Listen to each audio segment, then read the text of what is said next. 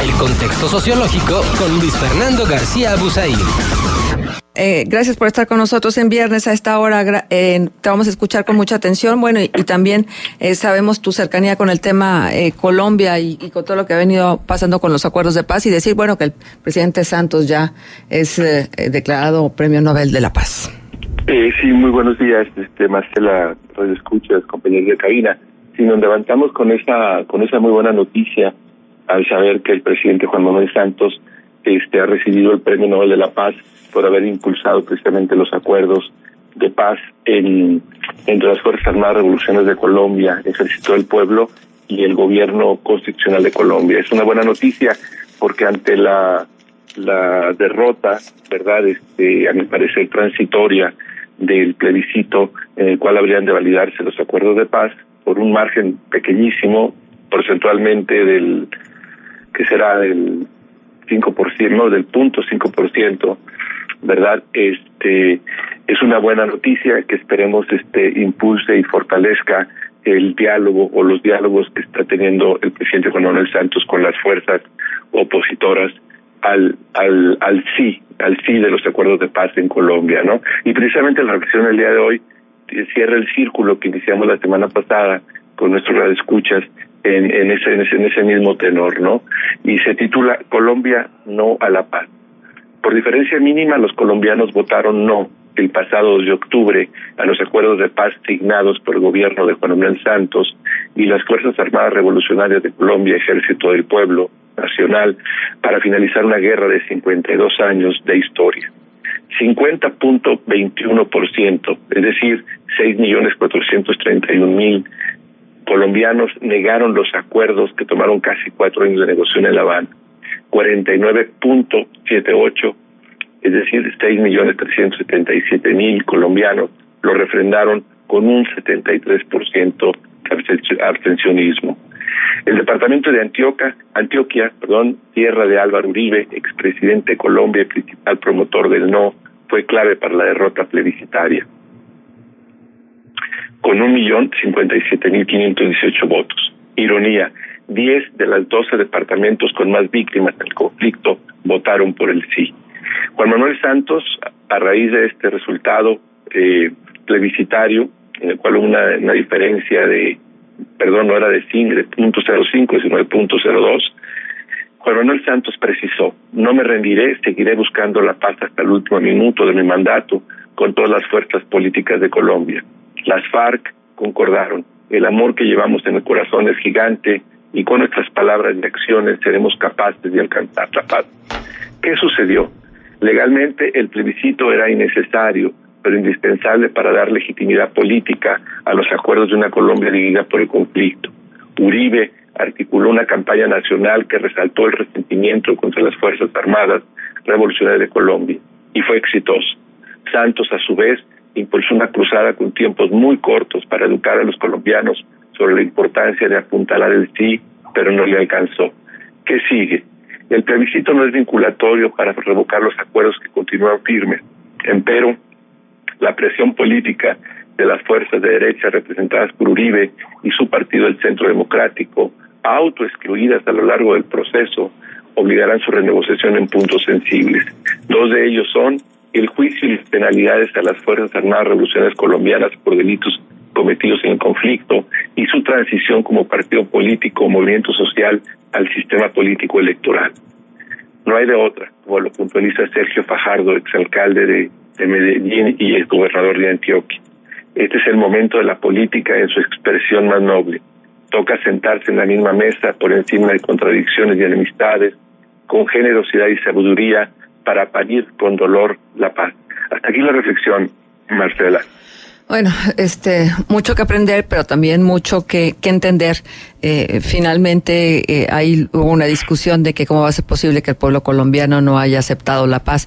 Es que, más allá de un análisis simplista y muy por encimita, se pudiera creer eso, pero realmente lo que está en juego es la participación política de un grupo que se constituyó durante muchísimo tiempo en un peligro para la seguridad y la estabilidad de los colombianos, y también el que muchos crímenes queden prácticamente impunes, y que entonces esto mueva a muchos colombianos a decir, espérame tantito, yo sí quiero la paz, pero no quiero muchas de las cosas que están alrededor de estos acuerdos. Sí, mira, en realidad eran acuerdos de paz que no concedían una amnistía absoluta a los integrantes de la FARC. Sí hay penalidades muy precisas y puntuales para todas aquellas personas que hayan cometido algún tipo de delito, incluidos delitos de lesa humanidad. Sin embargo, las penas no eran dramáticamente impactantes, es decir, eran penas de 5, 6, 7, 9, 10 años, y algunas pudieran cumplirse en el domicilio o haciendo trabajos de tipo comunitario. Entonces, eso fue precisamente uno de los puntos que se explotó o estalló en la conciencia, que, como tú bien lo dices, de personas que tienen ese rechazo muy justificado, ¿verdad?, a las fuerzas guerrilleras por todos los delitos que cometieron a lo largo de los últimos 52 años. Pero sí es importante puntualizar para nuestro público radio escucha que no era una amnistía sin castigo, que no eran unos acuerdos de paz con amnistía absoluta, no.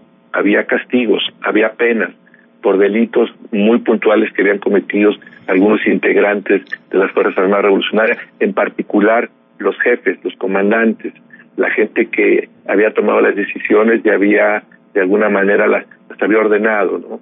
Pues en ese sentido, ese va a ser un punto de discusión importante, porque las fuerzas de derecha, enarboladas o lideradas por Uribe, por Álvaro Uribe y el Centro Democrático, van a tratar de asegurar que las penas sean más fuertes y más definitivas en este sentido. Ese es uno de los temas más sensibles que se van a discutir en el muy corto plazo y que ya se empezaron a plantear por parte de estas fuerzas, ¿no? Pues sí, porque finalmente ahí está metida la percepción, ¿no? Aunque haya penalidades como estas que tú has descrito ya, los colombianos consideran que no son del rango que debería de haber, dado lo que se produjo durante todo este tiempo. Pero bueno, vamos a ver qué dice. Yo te quiero preguntar, ¿te parece a ti que este premio que se le entrega al presidente colombiano pudiera variar también la visión y lo que quieren los colombianos? Mira, yo pienso que es un espaldarazo internacional y con un sentido político muy preciso por parte del comité que Noruega otorga este tipo de premios para impulsar los acuerdos de paz.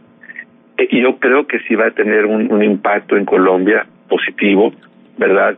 Que pudiera facilitar o aceitar, digamos, las negociaciones que ya están muy próximas a iniciar. El miércoles pasado precisamente se reunieron las fuerzas más representativas del no, entre las cuales se encuentra, como lo he dicho reiteradamente en esta conversación, Álvaro Uribe, integrantes del Centro Democrático, pero también de manera curiosa, un dato que no se ha mencionado mucho, las fuerzas evangélicas y la Iglesia Católica, que estuvieron opuestas al no, que se pusieron, al sí, y que votaron por el no también. Es decir, las fuerzas evangélicas, las iglesias evangélicas, de manera activa y militante, trabajaron la alternativa del no. La Iglesia Católica simplemente no intervino, ¿no? Pero fueron dos factores que influyeron de manera importante para que eventualmente el no ganase este plebiscito. Y bueno, ya se reunieron, ya empezaron a platicar, no han definido los puntos todavía de una manera muy precisa, pero están ya armando, digamos, la agenda de negociación que en próximas fechas habrá de iniciar y que, por cierto, habrá de involucrar también a las fuerzas más revolucionarias de Colombia, ¿no? Ajá. Oye, me llama la atención, ¿qué porcentaje tendrás por ahí el dato o un aproximado de cuánta de la población de Colombia es evangélica?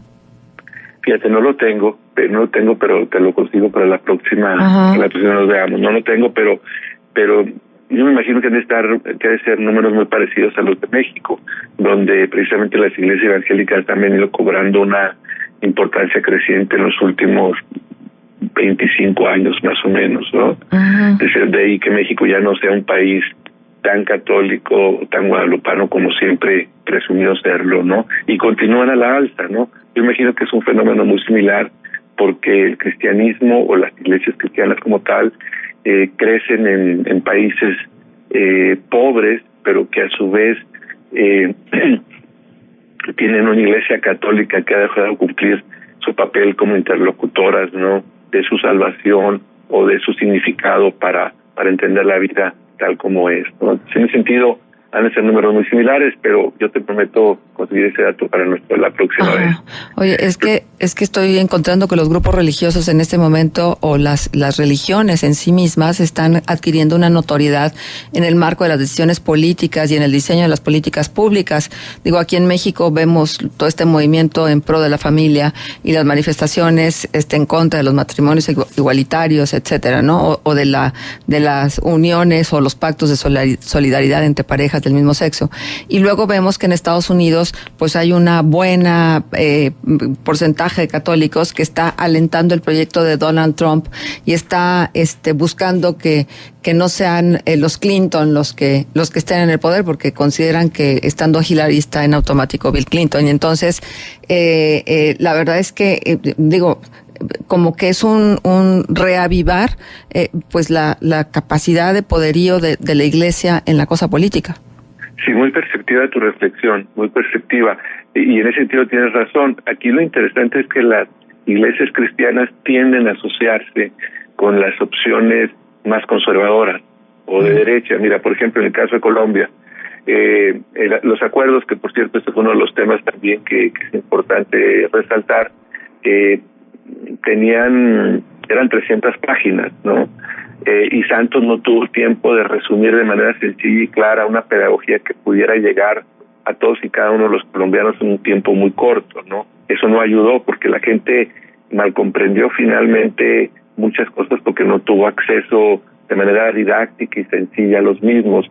Pero ahí, por ejemplo, hablando de esos malos entendidos, las iglesias cristianas y la Iglesia Católica se aprovecharon de 3 párrafos que contenían los acuerdos, en los que se hablaba de la importancia de tomar en cuenta la diversidad de género, étnica y cultural, para apoyar a la gente más humilde y vulnerable, en especial niños y niñas y mujeres, para integrarlas de manera importante en la transformación de Colombia.